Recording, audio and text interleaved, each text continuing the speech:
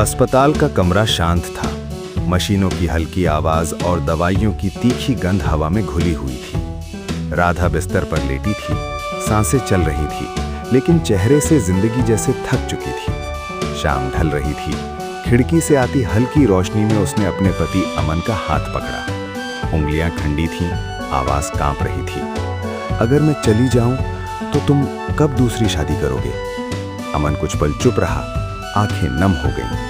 दर्द छुपाने के लिए उसने होठों पर हल्की मुस्कान ला दी और बोला, जिस दिन तुम्हारे नाम की मिट्टी सच में सूख जाएगी, उस दिन तक मैं किसी और के बारे में सोच भी नहीं सकता। राधा ने आंखें बंद कर ली। कुछ दिनों बाद वो हमेशा के लिए सो गई। घर सूना हो गया। दीवारों पर उसकी हंसी की यादें थीं और हर कोने में उसकी कमी। अमन हर सुबह कब्रिस्तान जाने लगा।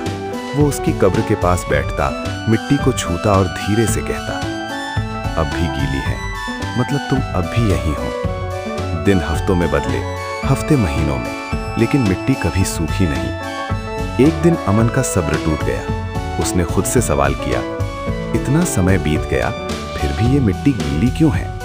उसी वक्त उसकी नजर पीछे पड़ी। कब्र के पास से राधा की सहेली मीरा लौट रही थी। हाथ में खाली लोटा था। अमन ने भारी आवाज में पूछा, मीरा, तुम यहां क्या कर रही हो? मीरा की आंखें भर आईं। उसने कहा, दीदी ने जाने से पहले मुझसे कहा था, रोज उनकी कब्र पर थोड़ा पानी डाल दिया करूं। उन्हें लगता था इससे आपको शांति मिलेगी और उनका रिश्ता जिंदा रहेगा। ये सुनते ही अमन की आंखों से आंसू बह निकले। उसे समझ आ गया, वो मिट्टी सिर्फ पानी से गीली नहीं थी, वो वफादारी, यादों और अधूरे प्यार से भीगी हुई थी।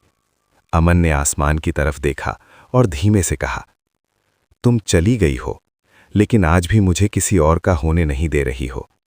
शायद इसी को कहते हैं सच्चा प्यार, जो मौत के बाद भी खत्म नहीं होता।